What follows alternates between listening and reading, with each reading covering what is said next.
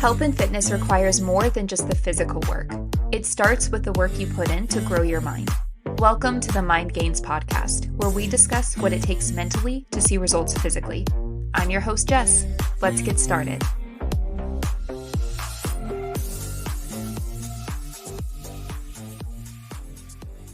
The fitness industry is a wonderful thing, and so many parts of my life are rooted in it and around it, and I like it that way.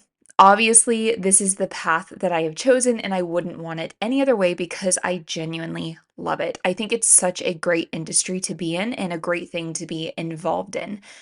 But it is also a breeding ground for myths.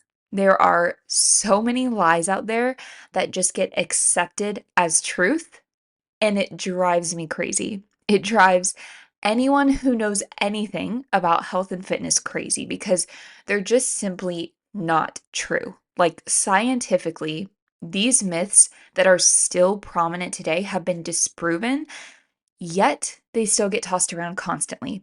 And I am here today to go over some of those myths, some of those things that we all need to stop believing and listening to because they're just not true. I don't know who made these things up other than, some of them are made up by people and by companies that are trying to just sell you a product because they don't care about telling you the truth. They just want to make a quick buck and get you to buy whatever they're selling. But otherwise, I honestly don't even know. I don't know who's coming up with these lies and still trying to pass them off as truth. But I want every single one of us to be informed so that we don't fall victim to these traps and these myths, and so that we can learn what is true and what is not. So let's get into it. Fitness myth number one is that if you're not sore after a workout, it wasn't a good one. You didn't really do anything and you essentially just wasted your time because you're not really feeling that sore. How sore you are is not an indicator of how good your workout was. Soreness is much more of an indicator of how well you're recovering after that workout. What your nutrition looks like, what your sleep looks like, how much you're actively giving to your rest and your recovery by slowing down, stretching, foam rolling, all of that. We like to use our level of soreness to tell whether we had a crazy intense workout or not, but you can have a crazy intense workout without really being too sore in the following days because you're recovering well from that workout. Now, this doesn't mean that if you ever feel even slightly sore that you're not recovering well enough. It just means that we shouldn't be using soreness as a way to gauge the effectiveness of our workouts. We should use it as a way to gauge the effectiveness of our recovery. When you are first starting to work out or even do different workouts, maybe you just switched up your workouts and now you're doing all new exercises, you will probably feel a bit more sore than typical just because they're new movements. Anytime you're moving your body in a way that it's not really used to, you're going to have more of that soreness afterwards. But as you become more accustomed to working out, you should not be overly sore. You shouldn't be doing a leg day on Monday, and by the time your next leg day rolls around on Thursday, you can't even get it done because you're still so sore. If this is the case, you need to prioritize your recovery better. Again, this could be due to nutrition, or it could be that you just haven't slept well, or you're pushing your body too much and asking too much of it, and it doesn't have a chance to recover. So, if you are finding yourself being very sore for days after your workouts, this is a sign that maybe you need to spend a little bit more time stretching, or you need to pull out the foam roller, or maybe give yourself a rest day and prioritize your nutrition a little bit more to make sure that you're recovering properly after your workouts. Fitness myth number two is that you can spot reduce fat. You can target a certain area of your body to lose fat in that specific spot. If you see any sort of product or service that says something like lose belly fat fast, this should be throwing up all sorts of red flags for you. Alarms should be blaring in your head. First of all, we cannot lose weight fast in a way that is sustainable or healthy. So that's number one. Number two, you can't spot reduce fat. You cannot target belly fat or back fat or arm fat or any other part of your body for that matter And I see it all the time. People will ask, how do I just lose this as they're grabbing their stomach or the back of their arm? The answer is you can't just lose that. In order to lose stomach fat or arm fat or whatever, you have to decrease your overall body fat percentage. And the way you do that, by maintaining a consistent calorie deficit over a sustained period of time. If you want to lose belly fat, and this is like your top priority, and you're searching up on Google how to lose belly fat, this is your answer. Maintain a calorie deficit and decrease your overall body fat percentage. So you don't need to be doing any certain exercise for your midsection so that you can target the fat right in that specific spot. There's no food or pill you're going to take that is going to specifically make you lose fat in your belly first if you're not genetically predisposed to that already. You have to lower your entire body fat percentage and you will lose the belly fat along with any excess fat you have in any other area of your body. And know that usually the first place that we gain it is one of the last places we lose it, which for most of us is going to be our midsection. So you will most likely see fat loss in other areas before you start seeing it come off of your midsection. But if you keep maintaining that calorie deficit, you will lose it. Myth number 3, you have to cut out carbs from your diet in order to see results or to see them faster. My lord, I don't know who came up with this one, but please do not believe it. Carbohydrates are the body's main fuel source. It's what provides most of the energy that we need in order to keep us alive and moving. And for some reason, everybody thinks that cutting out our body's number one energy source is going to give us the results that we want, or that it's a requirement for reaching whatever goal that we have. I'm going to tell you right now, I don't care what your goal is, you do not have to cut out carbs. And unless you have a medical reason for doing so, I highly recommend you do not cut out carbs or restrict them. Because here's the thing, if you are someone who is planning to cut out carbs, unless you can confidently say that you will be able to never have carbohydrates for the rest of your life, why are you cutting them out? We should not be attempting to do anything that we will not be able to sustain for the rest of our lives. The reason for this? Because at some point, unless you know you are going to be able to cut out carbs forever, you're going to have to add them back in at some point, right? And if that's the case, then guess what? Whatever results you were able to obtain when you stopped eating the carbs is going to go away fast once you add them back in. You can't just adopt a crazy protocol to achieve a certain result and then expect to be able to keep that result once you add back in whatever it was you cut out in the first place. So, this goes for anything that you are ever thinking about doing to achieve results. You need to ask yourself if whatever you're thinking about doing is something that you will be able to keep up with forever. And if the answer is anything other than yes, if you're even like, well, maybe I could, no, don't even start it because you're wasting your own time at that point. Don't start doing something crazy if you can't keep doing it forever. And for most of us, we're not going to be able to never eat carbs ever again. One, that sounds horrible. I can't even imagine having to live my life never having pasta or bread or pizza or rice or potatoes ever again. Like, I am a carb girl through and through. Fats, I could take them or leave them most of the time, but I will eat carbs all day, every day. And I think that I would be depressed if I ever tried to cut them out or restrict them. And two, it's not necessary. You don't have to cut out carbs to see progress or reach your goals. Carbs are not what's making you gain weight. It's your calorie surplus that's making you gain weight. It's your overconsumption of calories in general that causes weight gain. Doesn't matter if those calories are coming from carbs or fats or proteins or fruits and veggies. If you are consuming more calories than your body burns each day, you will gain weight, even if you cut out the carbs. And the other thing that gets me, I'm actually going to break this down here because I need to just share in my frustration with this lie. Carbs get such a bad rap, right? We think that carbs make us gain weight, but let's break it down in terms of calories. There are 4 calories for every 1 gram of carb. There are 4 calories for every 1 gram of protein. So those two are the same. There are 9 calories for every 1 gram of fat.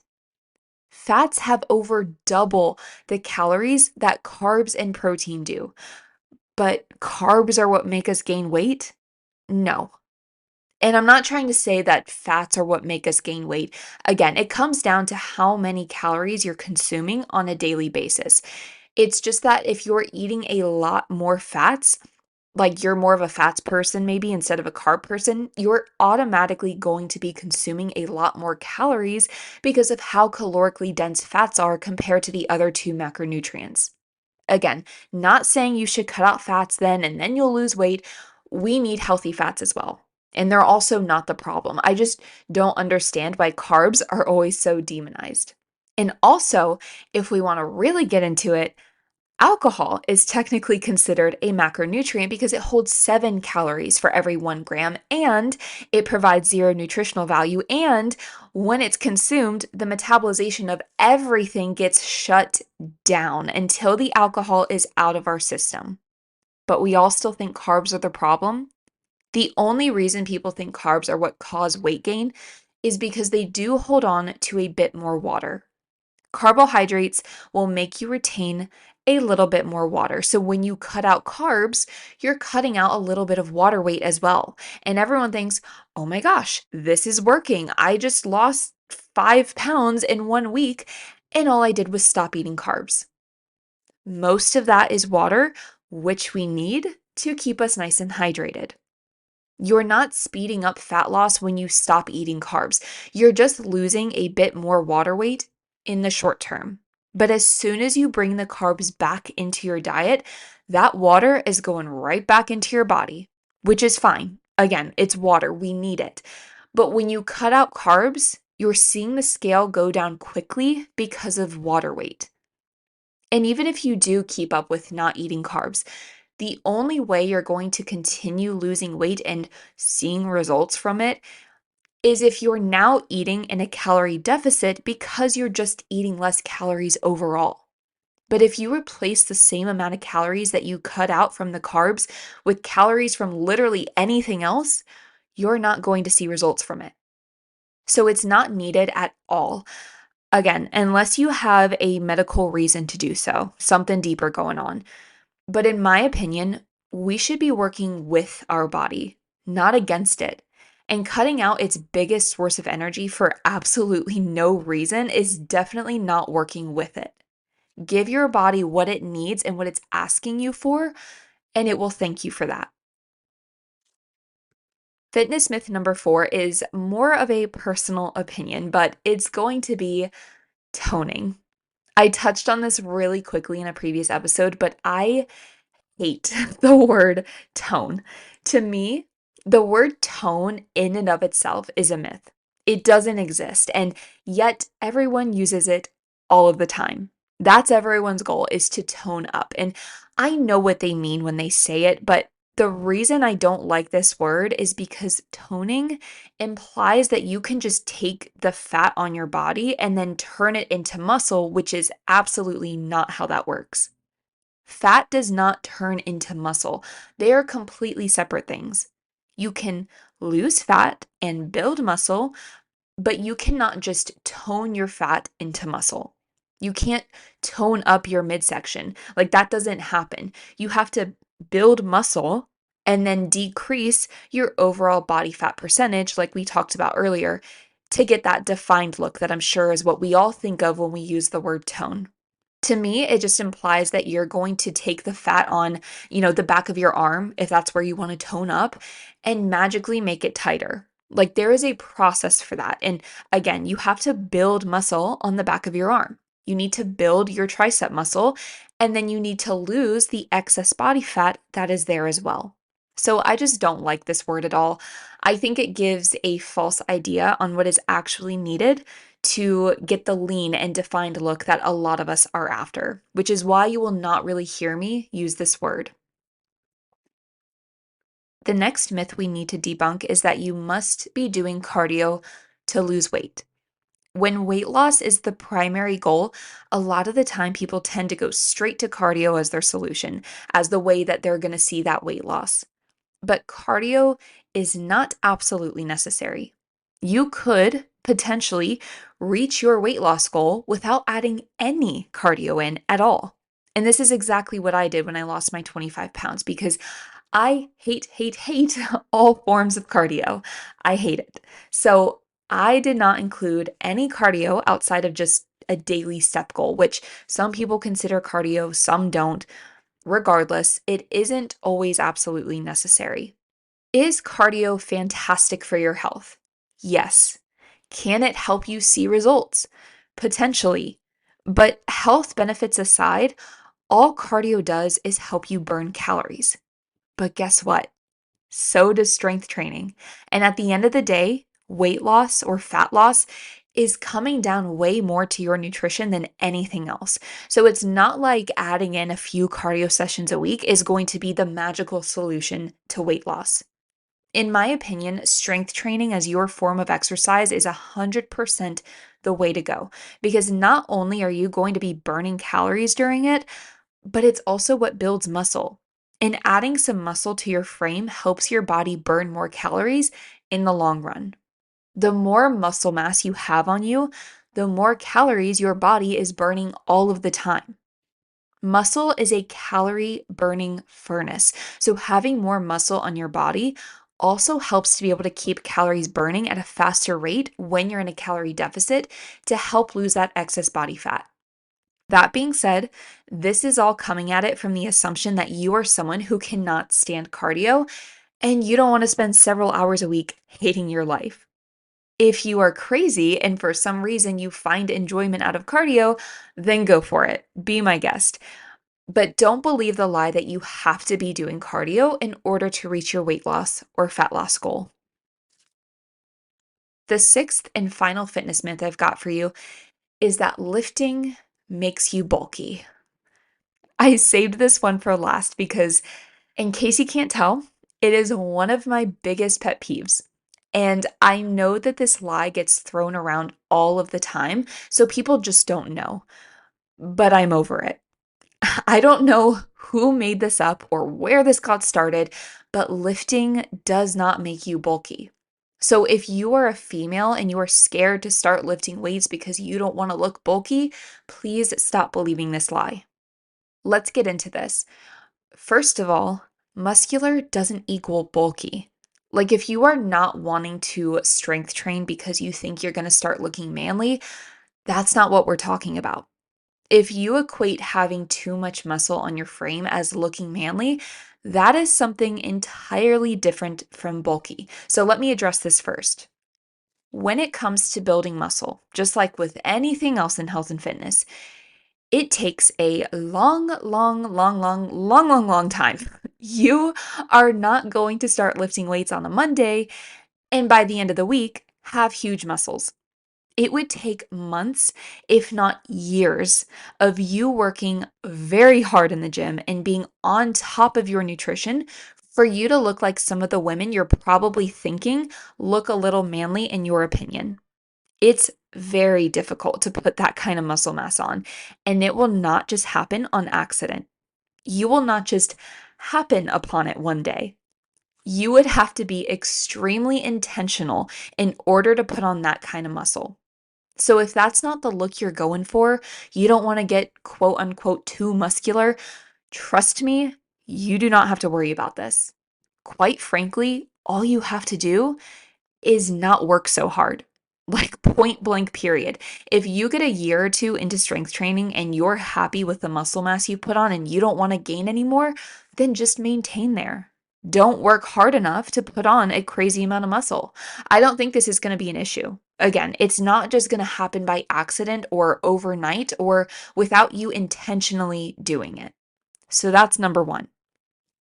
Secondly, the bulky look that we're talking about is having some muscle mass on you, yes, but then having a good amount of fat on top of that muscle as well. This is where we tend to get that bulky look. It's quite a bit of fat on top of some muscle mass. This comes down to your nutrition. Strength training gets blamed for being the cause of that bulky look, but it's not lifting weights that makes you look bulky. It comes from what your intake looks like. Let me lay out a scenario for you. You are just starting out and you decide to strength train because you want to put on a little bit of muscle and look lean and defined. You're in the gym training 5 days a week, but you aren't really tracking your food, so you don't really know what your intake looks like or how much you're truly eating throughout the day, calorie wise. You just know that in order to put on muscle, you need to be eating quite a bit of food. So you follow your workouts up every day with a good amount of food, lots of chicken and rice, steak, salmon, fruits, veggies, all the good stuff. You're feeling strong in the gym. You can feel the extra energy you have from all the food that you're eating, and everything is going great. But after a little while, you start to notice that you're feeling a little fluffier than you used to. Maybe the shorts that have fit you for years are starting to shrink and they're feeling a little tight, and you notice an increase on the scale and you feel bulky.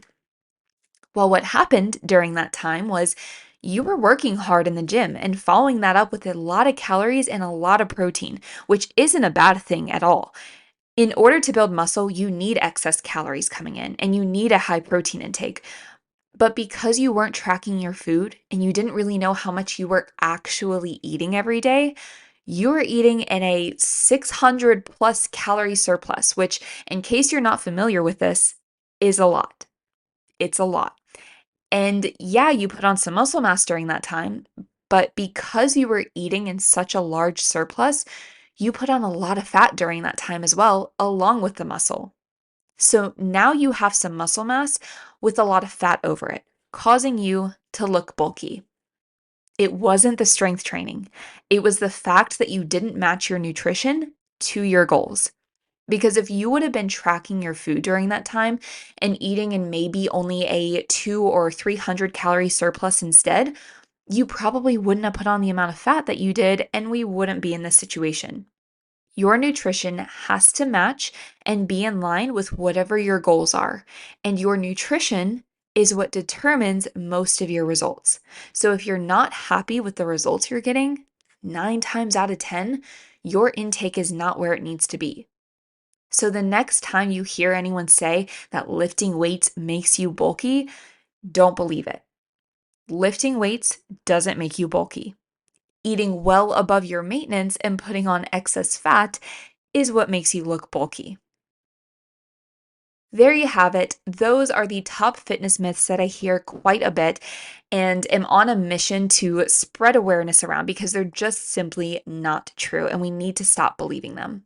If you found this episode helpful in any way, if you learned something that you didn't know before and you know someone who could benefit from it, please be sure to share it with them.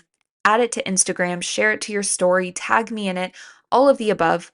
I love hearing when an episode or a topic really resonates with you, so please spread the word so we can get these messages out to others who need it as well. Thank you all for listening, and we will talk next week.